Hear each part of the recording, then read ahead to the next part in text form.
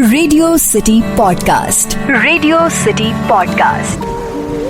கப்பல்ங்கிற வார்த்தையை கேட்டாலே எல்லாருக்கும் ஞாபகத்துல வர்ற பேர் டைட்டானிக் தான். அந்த அளவுக்கு டைட்டானிக் கப்பல் மக்கள் கிட்ட ரொம்ப ஃபேமஸ். ஆனா தன்னுடைய முதல் பயணமே கடைசி பயணமா இருக்கும்னு அந்த கப்பலுக்கு தெரியாது. இந்த கப்பல் கட்டுறதுக்கு முன்னாடியே மிக பிரம்மாண்டமான கப்பல் ஒண்ணு கட்டப்பட்டதை பத்தி உங்களுக்கு தெரியுமா? அந்த கப்பலை பத்தியும் அந்த கப்பல்ல வாழ்ந்த ஆவிகளை பத்தியும் தான் இன்றைய மர்மதேசம்ல நீங்க கேட்க போறீங்க. நான் உங்க ஆர்ஜே ஜான்.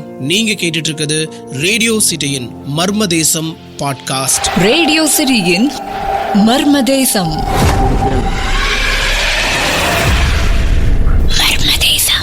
டைட்டானிக் கப்பலுக்கு முன்னாடியே கட்டப்பட்டா கூட பொருளாதார நெருக்கடி காரணமா பாதியிலே நிறுத்தப்பட்டுச்சு அந்த கப்பல் கட்டுற பணி. அதனாலதான் டைட்டானிக்கு அப்புறமா தன்னுடைய பயணத்தை தொடங்குச்சு ஆர்எம்எஸ் குயின் மேரி. 1000 அடி நீளம், 181 அடி உயரம்னு 9 ஃப்ளோர்ஸோட மிக பிரம்மாண்டமா வடிவமைக்கப்பட்ட இந்த ஆர்எம்எஸ் குயின் மேரி கப்பல்ல ஒரே நேரத்துல 3000 பேர் வரைக்கும் டிராவல் பண்ணலாம். கட்டுமான பணிகள்ல தொய்வு ஏற்பட்டப்ப டைட்டானிக் கப்பலை இயக்குன ஒயிட் ஸ்டார் லைன் நிறுவனத்தோட சேர்ந்து கட்டுமானத்தை தொடங்கினாங்க 1931. சுமார் 5 வருஷங்கள் வேலை முடிச்சதுக்கு அப்புறம் 1936 வருஷம் எல்லா வேலையும் பினிஷ் பண்ணி மே மாசம் 27ஆம் தேதி தன்னுடைய முதல் பயணத்தை தொடங்குச்சு ஆர்எம்எஸ் குயின் மேரி.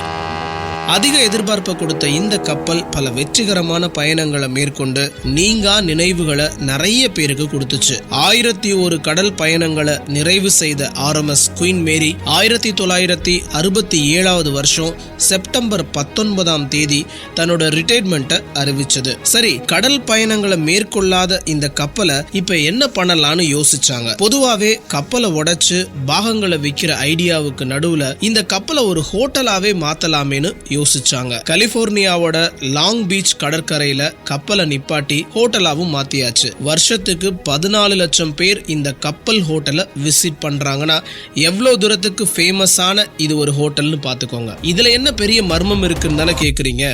இப்பயும் நீங்க கூகுள்ல போய் ஆர்எம்எஸ் குயின் மேரின்னு டைப் பண்ணா கிரே கோஸ்ட்னு வரும். இன்னைக்கும் இந்த ஹோட்டல் பல பேய் ஆவிகளோட வாழ்விடமா இருக்குன்னு சொல்றாங்க. கப்பலுக்கு சாப்பிட வர்றவங்களை விட பேய்களை பார்க்க வர்றவங்க தான் அதிகம். கப்பல்ல பேயான்னு யோசிக்கிறீங்கல்ல? ஆவிகளை பத்தி ஆராய்ச்சி பண்ண பீட்டர் ஜேம்ஸ் இந்த கப்பல்ல பேய்களோட அட்டகாசத்தை பத்தி கேள்விப்பட்டு 1991 வருஷம் அந்த கப்பலுக்கு வந்து ஆய்வுகள் பண்றாரு. இந்த கப்பல்ல சுமார் 600 பேய்கள் வர இருக்கிறதாவும் 30 வருட கடல் பயணத்துல கோரமான துர்மரணங்கள் ஏற்பட்டதால அந்த ஆவிகள் இந்த கப்பல்ல வலம் வர்றதா சொன்னாரு. கப்பலோட மைய பகுதியில இருந்த நீச்சல் குளம் பக்கத்துல 5 வயது சிறுமி தான் கூட பேசினதாவும் நீச்சல் குளத்துக்கு தன்னை வர சொன்னதாவும் அங்க சாப்பிட வந்த ஒருத்தர் சொன்னதை கேட்டு மிரண்டு போயிட்டாரு பீட்டர்.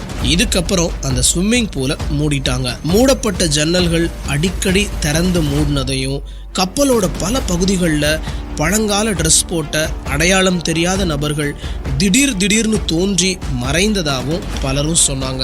அப்பப்ப திடீர்னு முணுமுணுக்கிற குரல்களும் கேட்குமா.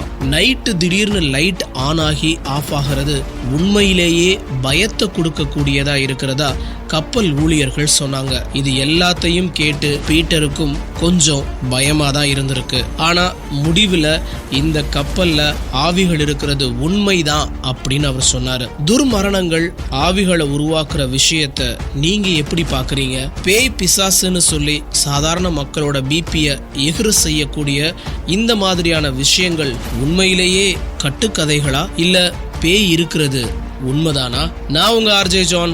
நீங்க கேட்டுட்டு இருக்கிறது ரேடியோ சிட்டியின் மர்மதேசம் பாட்காஸ்ட். ரேடியோ சிட்டியின் மர்மதேசம்.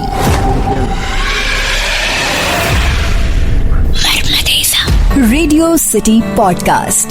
Radio city podcast.